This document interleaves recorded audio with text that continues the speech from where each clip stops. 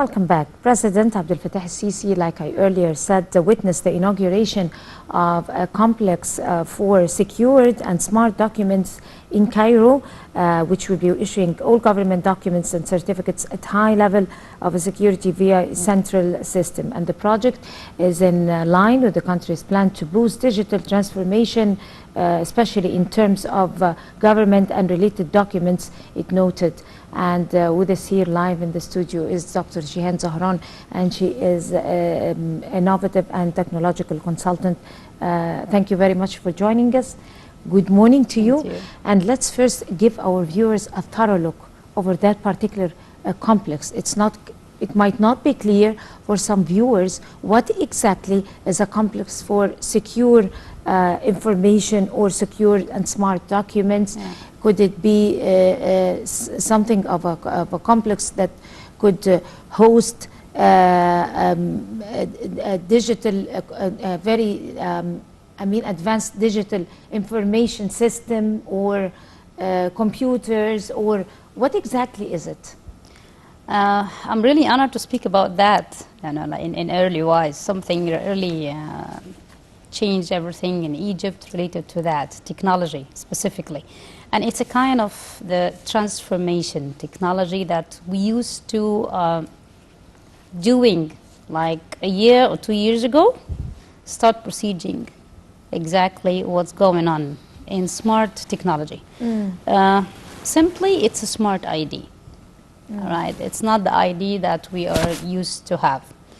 It's an ID like smart has all our information. What is smart ID? Smart ID is something that it's just like a credit card. You know, the credit card has a stripe on the back. But what the benefit of that has 3 benefits. Number one, it's something called like protected information. Like you have everything related to that smart, and it is protected in that card. That small card has a lot of storage, very, very big storage, more than like the credit ID.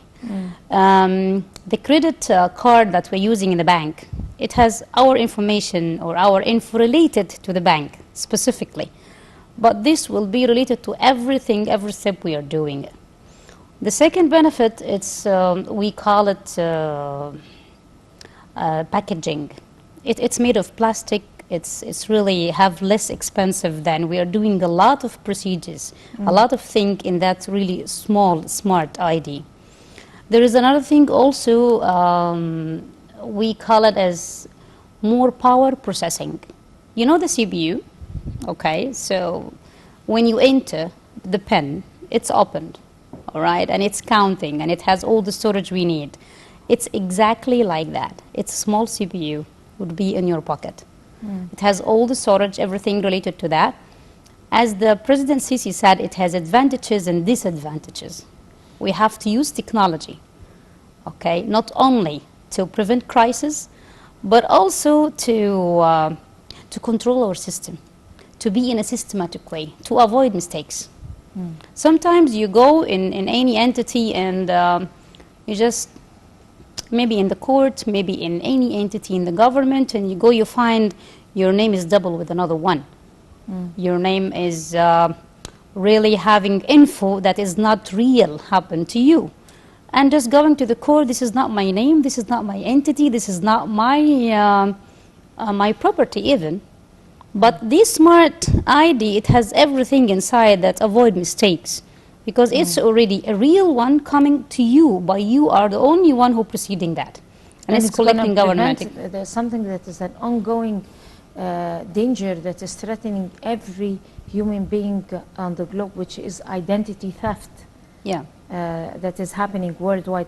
But just let us talk about the importance of this particular complex in the sense of that we used to import that type of programs. Now we are manufacturing and doing it ourselves. Is that true? Yeah, it's true. It's related to manufacture also. The same, like all that place, it has a factory producing that materials. From the materials to proceeding, all the steps. We are not exporting anything from outside, even the materials itself. Even the plastic, the factory, all the machines, it happened here in Egypt. So we don't need to do everything outside, and maybe we will be exporting later on. Hopefully, inshallah.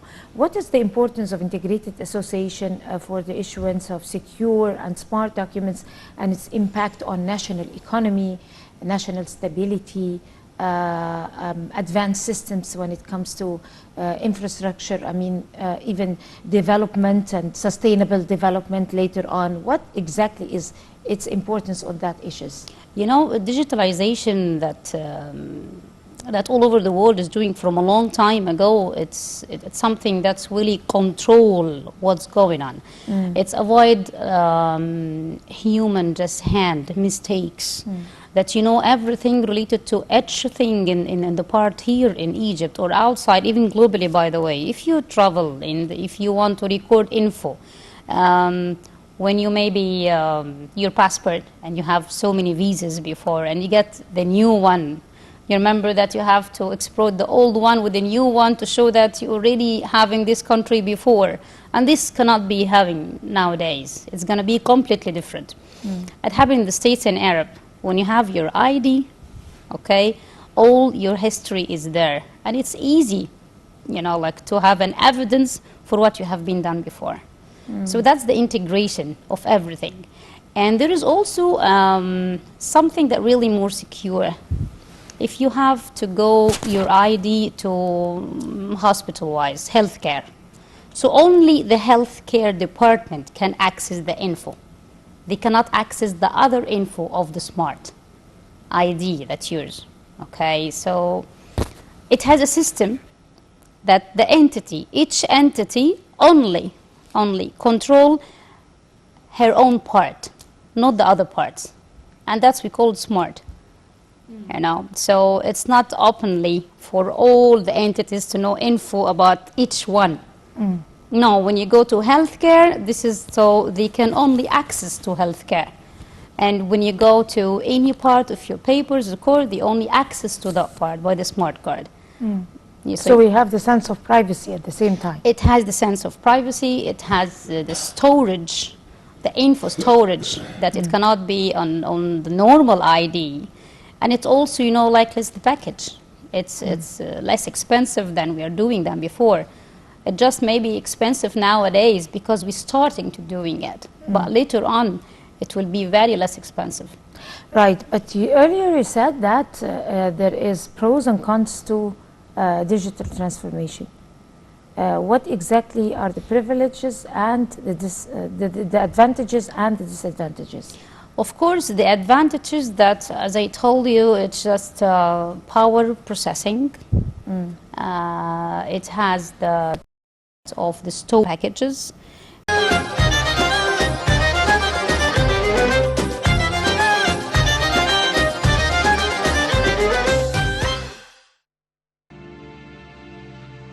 In the manuscript of Siwa, we read about two armies buried by the sandstorms.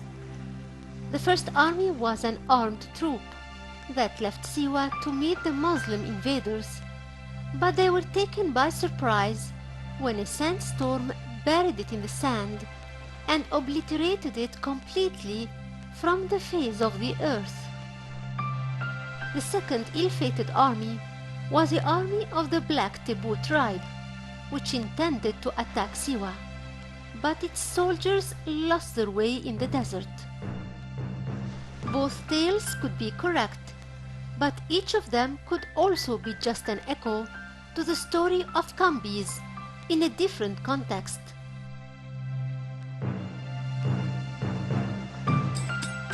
Siwa Oasis is located in the Western Desert, which stretches for 681,000 square kilometers, forming more than 2/3 of the total area of Egypt.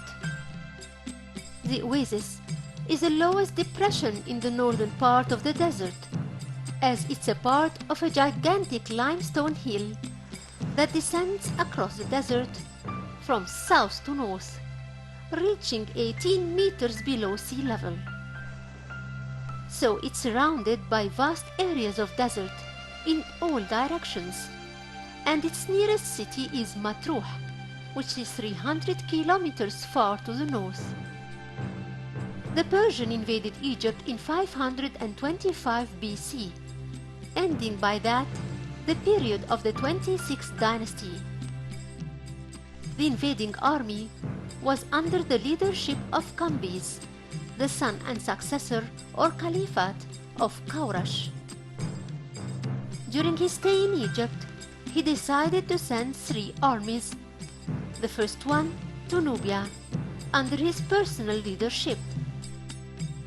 This campaign failed drastically after a whole lot of calamities that hit it, and the rest of the Persian army returned. The second campaign was meant for Carthage or Tunisia, but it never started, for the Phoenicians who were helping Cambyses with their fleet refused to fight the Carthaginians, who were their cousins. The third campaign headed towards Ammon's oasis or Siwa. It's quite understandable why Cambyses wanted to send 2 armies or campaigns to Nubia and Tunisia, but there isn't one convincing reason of why he directed a campaign towards Siwa, unless he held a grudge upon its prophecy.